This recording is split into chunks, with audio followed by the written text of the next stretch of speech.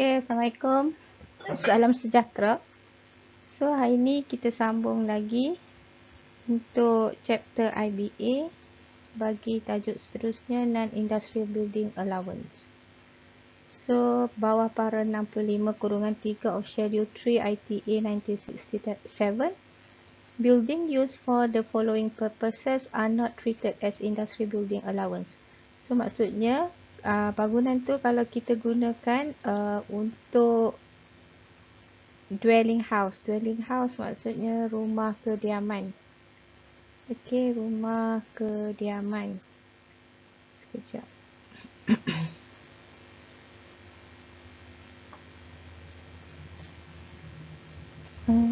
Rumah kediaman. Okey. Rumah kediaman, dwelling house ni adalah rumah kediaman. Okay, retail shop, showroom dan juga office. Okay, so kalau bangunan itu kita gunakan untuk tujuan yang ini, maka ia dianggap sebagai bukan bangunan industri.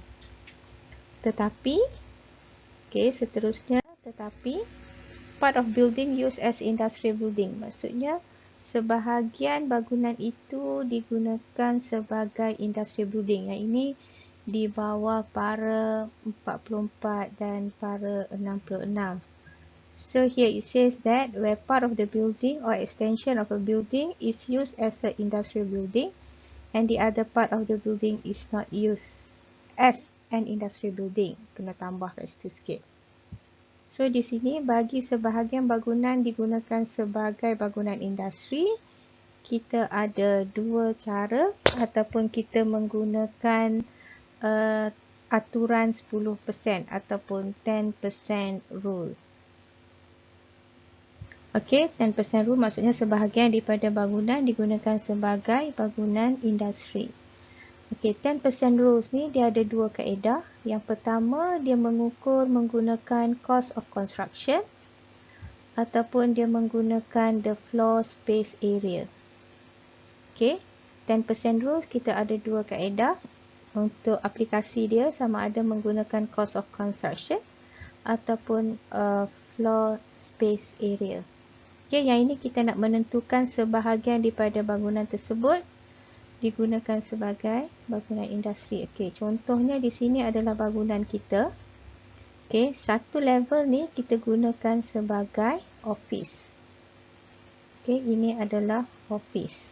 Dan kita tahu office ni adalah non-industrial building.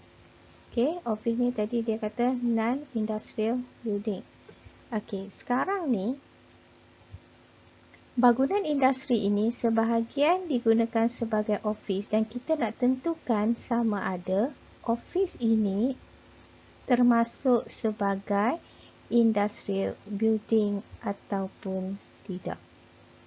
Okay, kita nak tentukan sama ada office ni tergolong dalam industrial building ataupun tidak, maka kita akan menggunakan aturan 10% rules. Okey, so saya ulang, office adalah non-industrial building. Tetapi dalam situasi ini, bangunan ini sebahagiannya digunakan sebagai office. Okey, dalam kes ini kita nak kena tentukan sama ada office ini merupakan industrial building ataupun tidak menggunakan kaedah 10% rules. Okey. Okay, next, the construction of cost of non-qualifying parts exceed. Okay, exceed maksudnya melebihi, exceed 10% of the total cost or space incurred of the whole building, then only part of the such building is qualified for industrial building. Okay, di sini maksudnya, macam saya bagi contoh tadi, katakan ini adalah industrial building. Okay, dan bahagian ini digunakan sebagai pejabat. Okay, ini adalah dia punya office. Okay, dia punya office. Sekarang ni, kita katakan bahawa office yang digunakan ini, okay, total cost of space incurred of the whole building. Maksudnya, bahagian office ini, kos dia dah melebihi daripada 10%.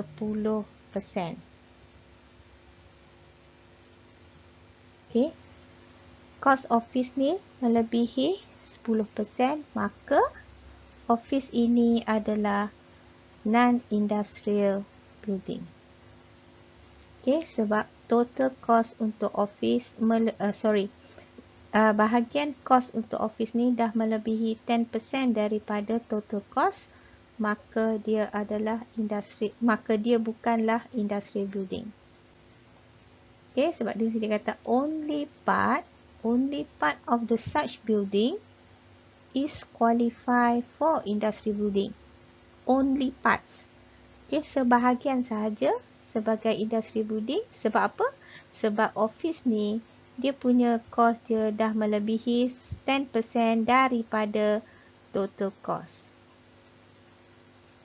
Okay, total cost. Ni total cost untuk keseluruhan. Yang ini dah lebih daripada 10%. Okay. Yang kedua, if the capital expenditure incurred on the construction of the non-qualifying parts does not exceed, okay, tidak melebihi 10% of the total cost or space area, the whole building qualifies as an industrial building. So, maksudnya di sini kita berbalik kepada contoh tadi. Okay. Okay, ini adalah office. Okay. Dan cost office ini tidak melebihi daripada 10%. Kurang daripada 10%. Okay. Cost office ini kurang daripada 10%, maka keseluruhan ini adalah industrial building. Maksudnya termasuk dengan office ni pun adalah industrial building. Yang atas ni, office ini bukan industrial building. Yang bahagian atas ini sahaja industrial building. Ini sahaja industrial building. Sebab apa? Sebab office ini dah melebihi 10% daripada total cost. Whereas yang ini keseluruhannya adalah industrial building termasuk office, sebab office ini kurang daripada 10% total cost.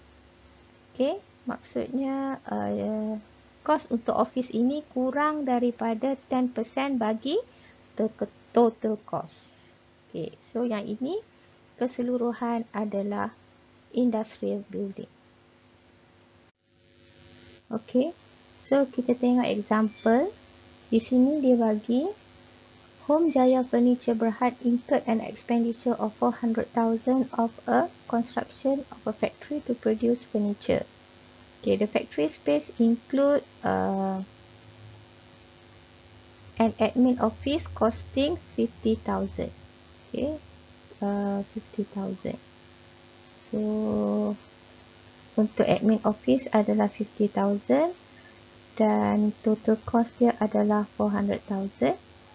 Dan di bawah ni adalah maklumat untuk menggunakan space area, yang mana factory tu space area dia 100,000 square feet, included 12,000 square feet for admin office. Okay, admin office 12,000. Untuk factory, the whole factory adalah 100,000. So, di sini ditulis application of 10% rules using cost of construction. So, kita tengok di sini example. Yang pertama, kita nak mencari menggunakan cost of construction. Dan yang kedua, kita akan cari menggunakan floor space area. Okay.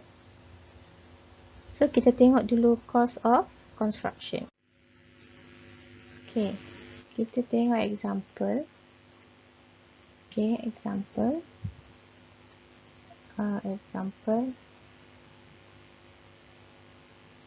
dia punya total cost.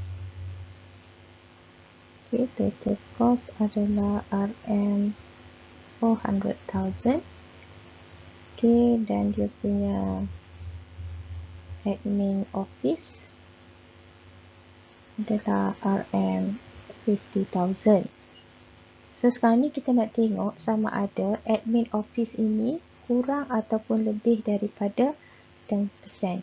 So what we should do adalah kita ambil total cost adalah 400,000 times by 10%. So which is 40,000. And then sekarang ni kita bandingkan dengan yang admin office tadi. Admin office adalah 50,000. So 50,000 dia dah more than 10%. So bila dia dah more than 10%, maka admin office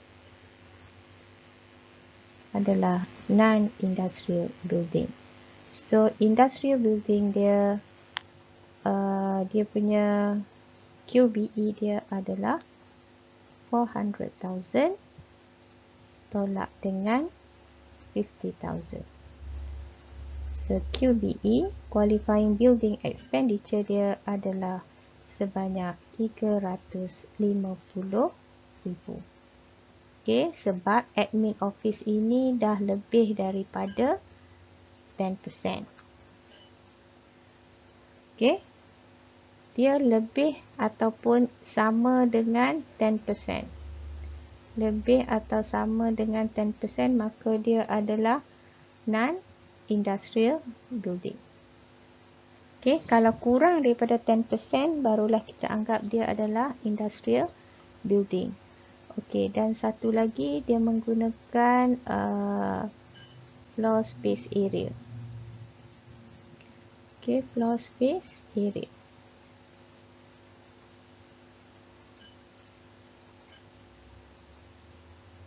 Okay, floor space area total. Okay, total yang diguna adalah 100,000 square feet. Square feet. Dan dia guna untuk admin. Okay, untuk admin. Admin office adalah sebanyak 12,000 square feet. Okay, 12,000 square feet. So, macam tadi juga kita tengok. Okay, so 100,000 times by 10% equal to 10,000. Tetapi admin office ni dah more than 12,000 more than 10,000. So admin office admin office adalah non-industrial building. Okay, kita menggunakan kaedah total cost pun samalah, dia akan jadi non-industrial building juga. So ini menggunakan kaedah 10% rule. So saya ulang balik kat sini.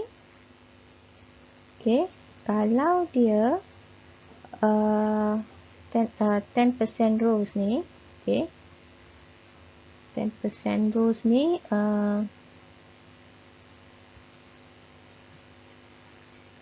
okay, 10% rules ni more or equal adalah NIB, non-industrial building. Kalau dia kurang daripada 10%, maka dia adalah industrial building. Okay, habis untuk 10% rules. So sekarang ni kita tengok qualifying building expenditure. Apa expenses yang kita qualify sebagai building expenditure. So yang ini cost of clearing site. Okay, cost of clearing site. Cost of demolishing any old building from the site where the new building is to be sited. Maksudnya kos kita merobohkan. Okay, kita merobohkan mana-mana bangunan lama. Okay, mana-mana bangunan lama yang mana tempat tersebut kita akan bina bangunan baru untuk industrial building. Architect fee. Okay, architect fee on the design of the building. Kita buat architect fee untuk design building tersebut.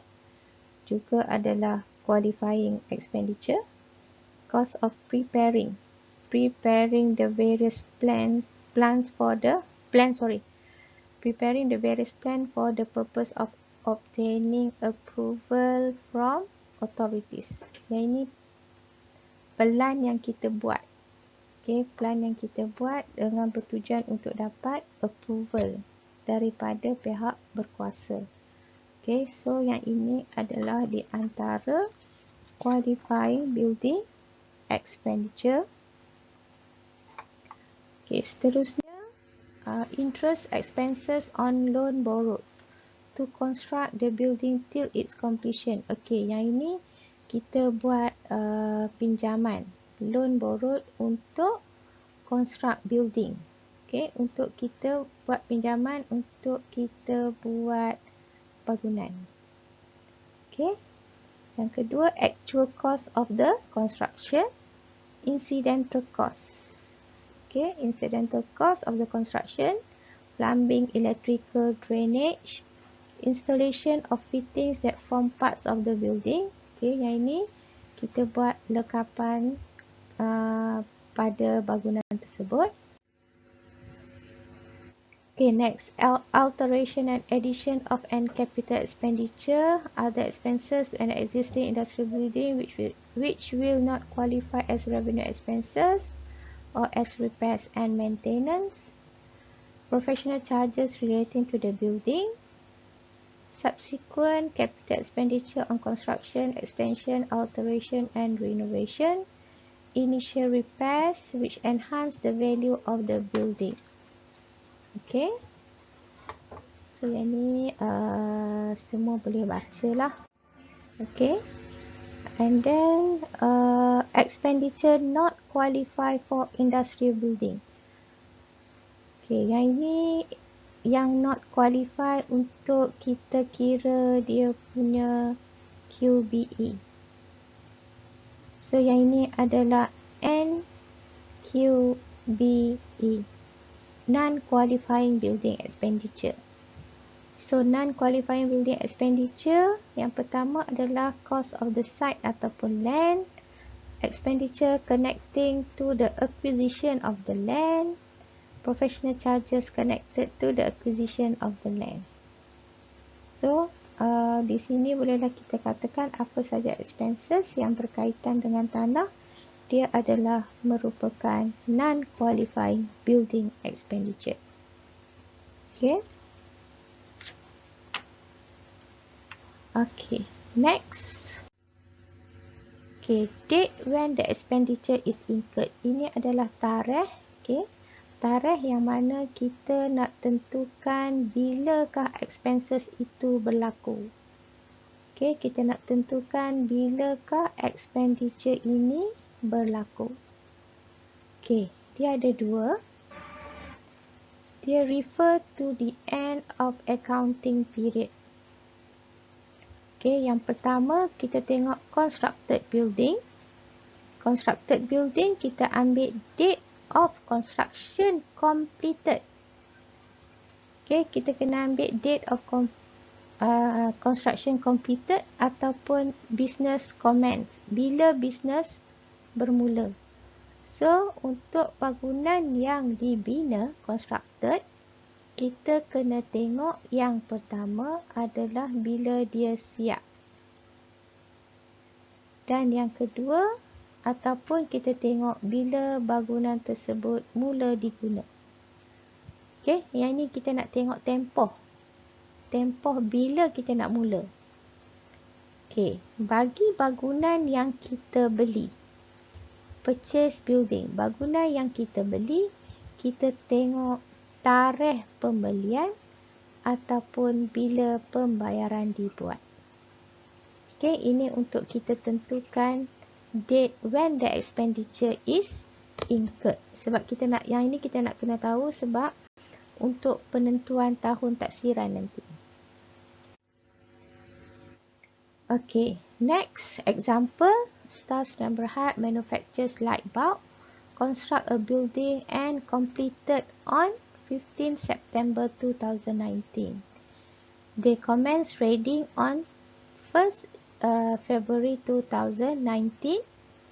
So dia tanya when the company can claim the QBE. So yang ini maksudnya tahun manakah company Star Sdn Bhd ni boleh mula claim industrial building allowance. So di sini dia ada, kita tengok dia ada tarikh completed dan juga dia ada tarikh commence. Dia ada dua-dua, completed dan juga commence. So penentuan dia adalah kalau ada dua-dua tarikh, kamu ambil tarikh commence. So when the company can claim the QBE, so year assessment 2019.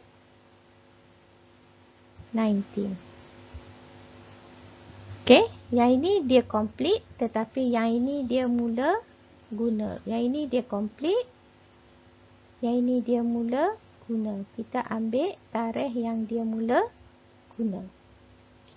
Okay.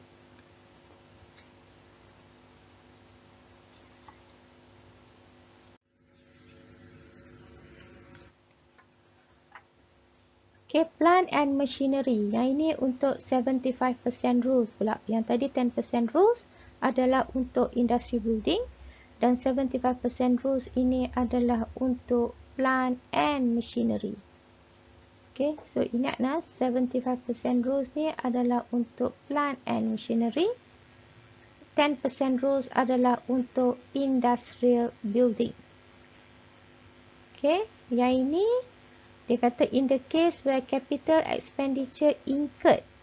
Okay, capital expenditure dikenakan ataupun dikeluarkan untuk kerja-kerja preparing, cutting, tunneling or levelling the land for the purpose of installing plant and machinery exceed 75% of the aggregate cost of plant and machinery and the cost of installation, the total cost will be treated as expenditure on a building.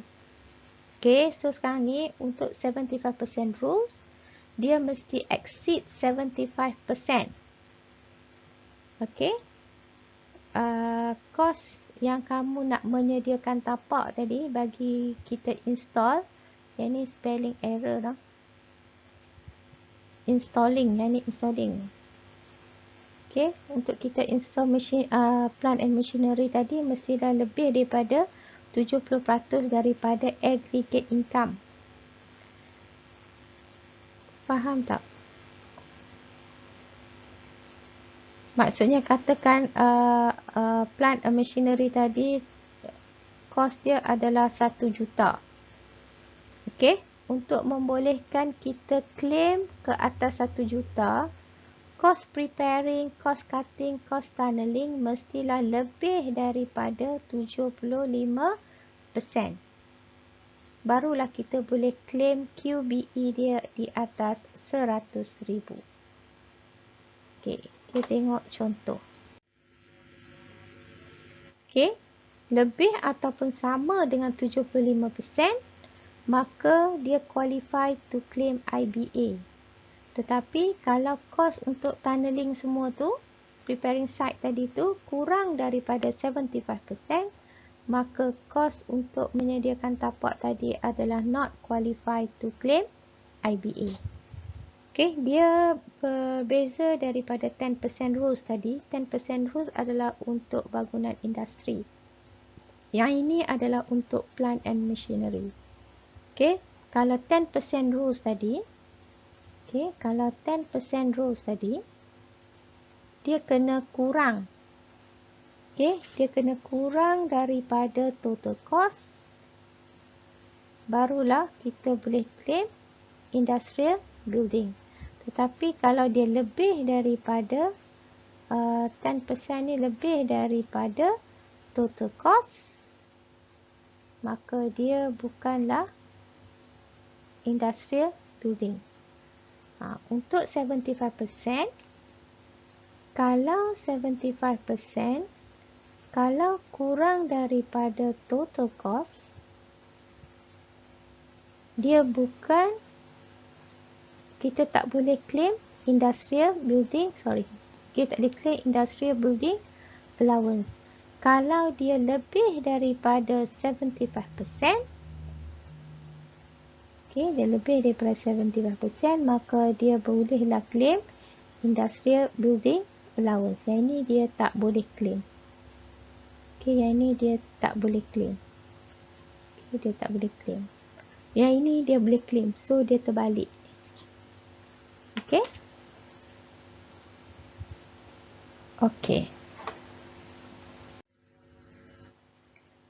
Kita tengok yang ni, dia suruh kita determine QBE. Dia suruh kita determine QBE. Kita tengok kakak Comel Sembilan Berhad incurred the following expenses for the financial year 2019 in relation to its manufacturing business.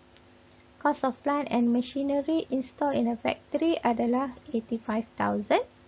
Cost of preparing, cutting and leveling land prepare a site for installation adalah 260k. 260k. Sekarang ni kita nak tengok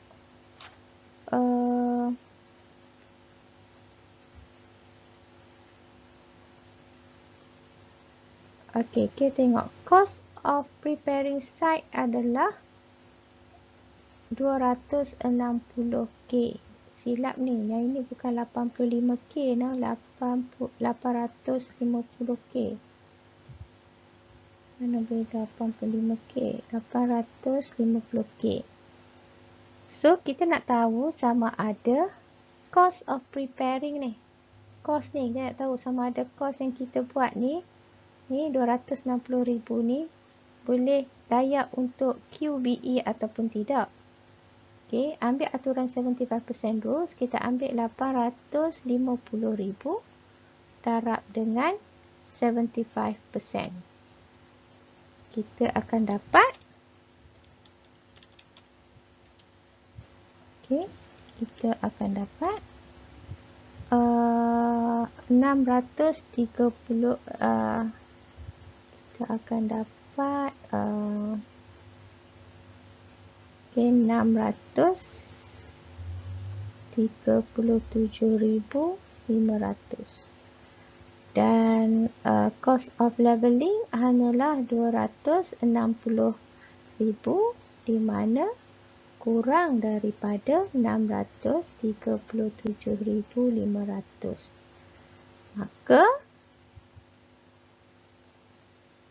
Maka cost of preparing tidak layak untuk claim QBE. Yang membawa maksud. Sekarang ni total cost 850,000. Preparing adalah sebanyak 260,000.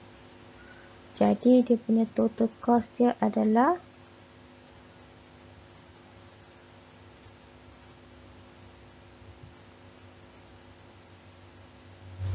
betul 1,100,000. Jadi ini adalah dia punya total cost. Ini total cost untuk plant and machinery. Campur dengan preparing site, so total cost semua adalah 1,100,000. 1,100,000. So kita nak tahu sama ada untuk kita claim QBE, kita nak ambil amount yang mana.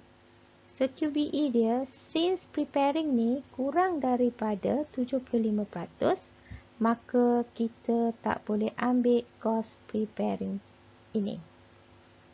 Untuk QBE kita hanya ambil total cost sahaja, RM850,000.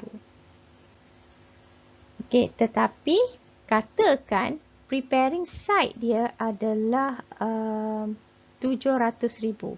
Okey, katakan preparing site dia adalah RM700,000. Which is more than 75%. Sebab 75% dia hanyalah 637. Okey, sekarang ni preparing site dia adalah RM700,000. So, dia dah lebih daripada 75%. So, QBE dia adalah jumlah yang ini. Okey, sebab preparing site dia lebih daripada 75%. Kalau preparing site dia kurang daripada 75%, seperti yang soalan ni, maka QBE dia hanyalah setakat RM850,000. Okey. So, saya harap kamu fahamlah contoh yang itu. Okey, yang ini example lagi. Moon Berhad incurred the following expenditure to construct a factory. So, yang ini dia nak buat factory. Cost of land RM280,000. Legal fee for acquisition of land RM600,000. Cost of approving plant RM15,000. Construction cost RM180,000. Cost of demolishing an old factory RM35,000. So, dia suruh kamu cari QBE. Okay, QBE yang manakah yang kita layak? Yang qualify. Yang qualify dalam nota tadi yang kita tengok adalah cost of land. Okay. Legal fee for acquisition of land, ini adalah tidak layak. Cost of approving plan pun tak layak. Cost of approving plan layak. Okay. Construction cost layak. Cost of demolishing an old factory pun layak. So, sekarang ni, di sini,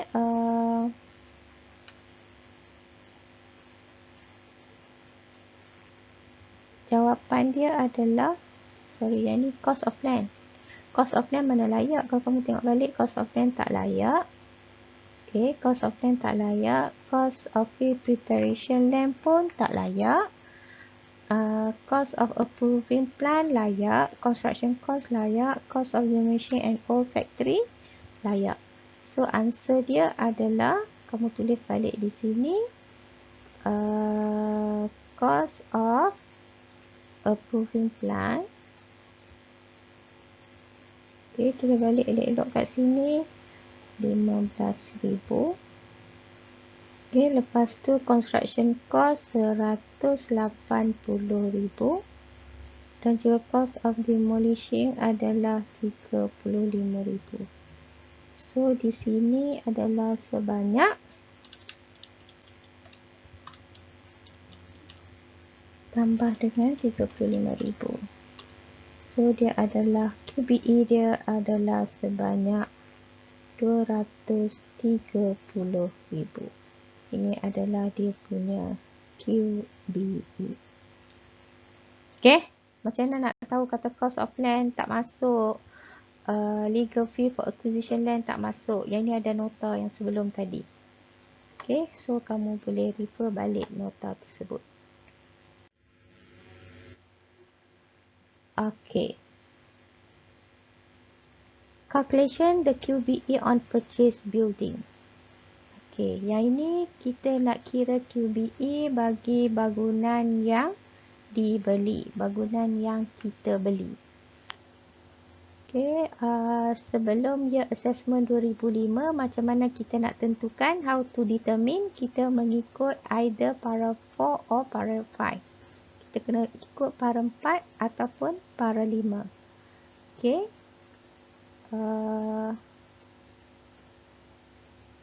Okay. Effected from year of assessment 2005. Yang ini, okay, yang ini adalah sebelum 2005. Okay, sebelum 2005 kita guna para 4 atau para 5. Tetapi mulai year assessment 2005, bagi bangunan yang dibeli, kita ambil purchase price dia adalah dia punya QBE. Okay, purchase price adalah dia punya QBE. Okay, untuk mulai year assessment 2005. Okay, sebelum daripada 2005, kita ambil para 4 dan para 5.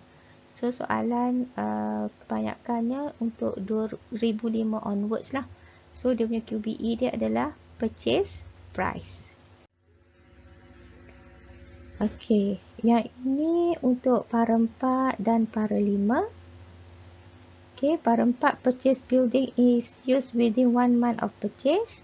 Not used as industry building within 1 month before the purchase. Okay, yang ini just untuk pengetahuan kamu saja, para 4, para 5. Okay, next, person eligible to claim IBA.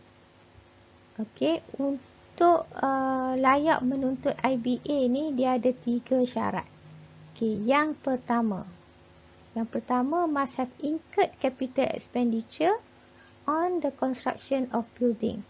Maksudnya, individu tersebut dah membelanjakan untuk membina bangunan tersebut. Dan yang kedua, bangunan tersebut mestilah bangunan industri. Okey, bangunan tersebut mestilah bangunan industri. Okey.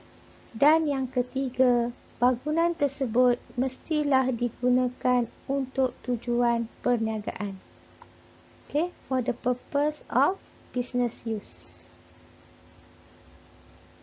Okay, so kalau dia dah incurred expenditure, okay, dia dah buat bangunan tersebut, dan bangunan yang dia buat adalah bangunan industri, dan bangunan industri tersebut digunakan untuk tujuan perniagaan, maka dia layaklah untuk claim IBA.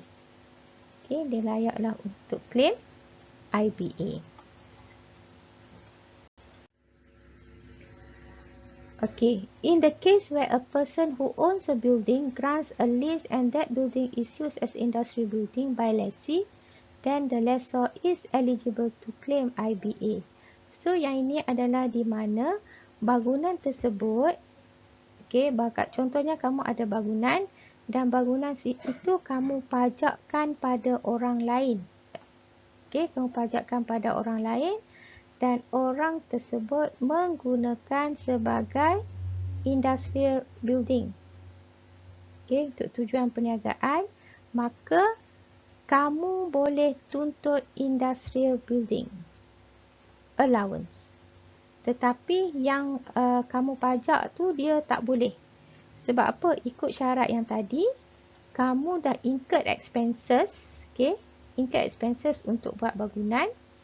Dan yang kedua, bangunan tersebut adalah bangunan industri dan digunakan untuk tujuan perniagaan. Jadi, kamu bolehlah tuntut industri building. Orang yang kamu sewakan itu, dia tak layak untuk tuntut industri building. Sebab apa? Sebab dia tidak mengeluarkan perbelanjaan untuk membina bangunan tersebut. Okey, tetapi kalau macam kes tadi, kalau kamu buat bangunan sebagai bangunan industri, tetapi orang yang kamu pajakkan tadi tidak menggunakan untuk tujuan perniagaan, kamu pun tak boleh tuntut industrial building allowance. Okay, sebab dia tak cukup syarat. Okay, so next adalah tentang initial allowance. Okay, initial allowance ni adalah given to a person if all the following conditions are fulfilled. Initial allowance ni kita hanya tuntut pada tahun pertama saja. Dia sama dengan konsep capital allowance. Okay, dia sama dengan konsep capital allowance. Ini untuk year 1 sahaja. First year. Okay. So, first year, macam mana kamu nak tuntut 10% ni? Kamu incurred qualifying building expenditure sama ada untuk bangunan yang dikonstruk ataupun purchase. Kamu adalah owner of the building dan building tersebut digunakan sebagai industrial building. So, bolehlah kamu tuntut initial allowance sebanyak 10% pada tahun pertama sahaja. Okey, pada tahun pertama saja. Okey, bila dah memenuhi tiga-tiga syarat ni, incurred the expenses, owner of the building dan bangunan tersebut digunakan sebagai bangunan industri, so bolehlah tuntut initial allowance for the first year at 10%. Okay. If the building was disposed of in a year which was constructed or purchased, the person will still qualify for industrial building. Initial allowance if it was used as industrial building at some times before the disposal. So, yang ni kalau kamu nak dispose pada tahun yang sama kamu bina ataupun kamu beli, maka initial allowance masih boleh dituntut. Okay, initial allowance masih boleh dituntut jika bangunan tersebut digunakan sebagai bangunan industri. Okay, annual allowance. Annual allowance ni adalah at 3%. Okay, annual allowance adalah at 3%. Okay, siapa yang boleh tuntut? Okay, ini yang pertama. Yang pertama, incurred the QPE untuk bangunan yang konstruk ataupun purchase. Yang kedua, owner of the building, sama saja macam tadi. Dan yang ketiga, bangunan tersebut masih digunakan sebagai bangunan industri. Okay, ini adalah annual allowance. Okay. Okay, sebelum tahun 2002,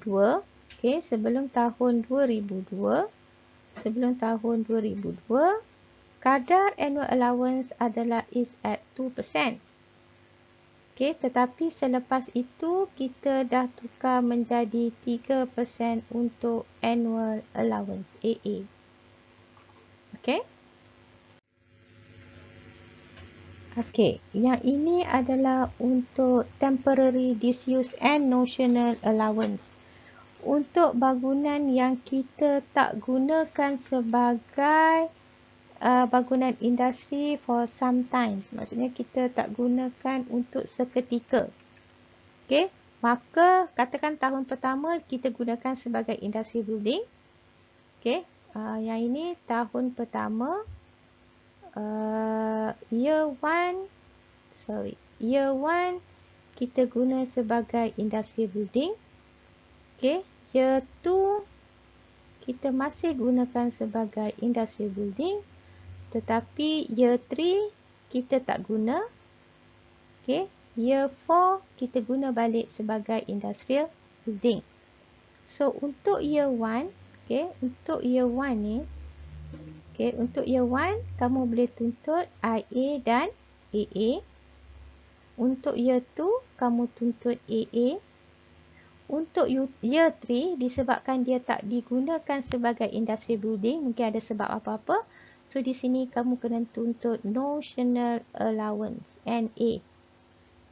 Okay, dan tahun keempat bangunan tersebut digunakan kembali sebagai industry building, maka kita claim dia balik AA.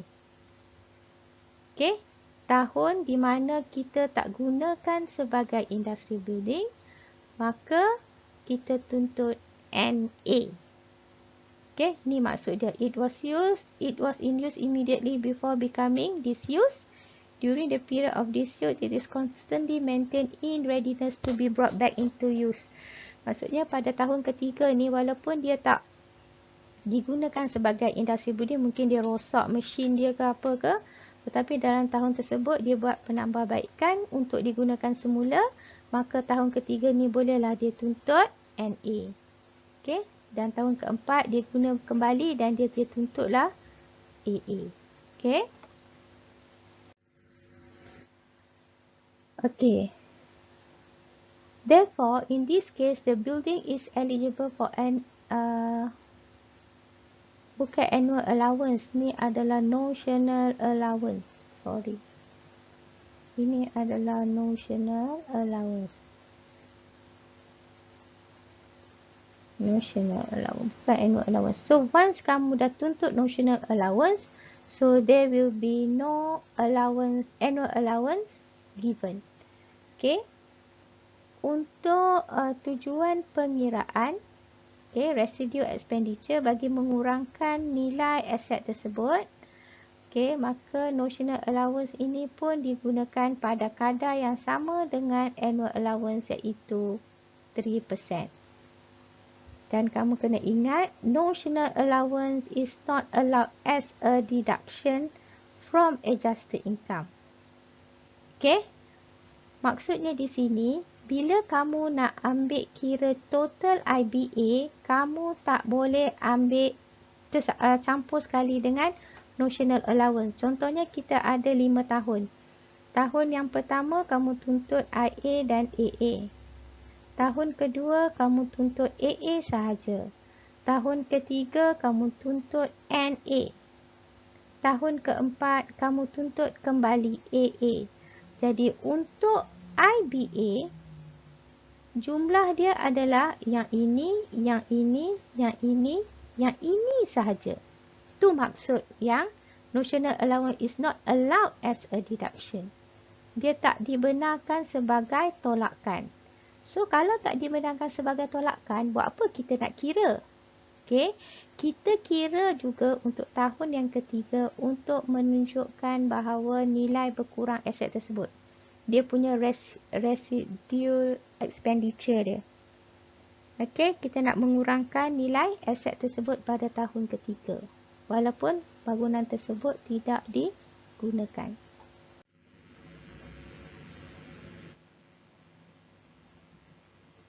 Okey, untuk balancing charge dan balancing allowance. Ini adalah vision daripada capital allowance. Bagaimana kamu nak dapat balancing charge apabila RE dia melebihi disposal value. Okay, bila RE dia melebihi disposal value. Okay. Okay, RE dia melebihi disposal value, so you will get balancing allowance. Bila RE dia kurang daripada disposal value, maka kamu akan dapatlah balancing charge. Okay. Okay. RE apa dia? RE adalah residual expenditure. Okay. Tujuan kamu nak kira ni semua adalah untuk dia lebih kurang sama dengan pengiraan susut nilai dalam accounting. Cuma dalam taxation kita panggil capital allowance, ataupun untuk building adalah industrial building allowance, yang mana kita nak mengira nilai kini bangunan tersebut daripada setahun ke setahun, berapa nilai dia. Itu adalah residual expenditure. So kalau kamu tengok daripada satu tahun ke satu tahun, residual expenditure ni akan berkurang. Dan kemungkinan sampai satu masa dia akan jadi kosong. Okay, kaedah dia sama sahaja dengan pengiraan susut nilai, konsep dia. Okay, so saya rasa setakat ini sahaja dulu untuk topik industrial building allowance. Semoga dengan perkongsian ilmu ini dapat memanfaatkan semua. Okay, terima kasih. Assalamualaikum.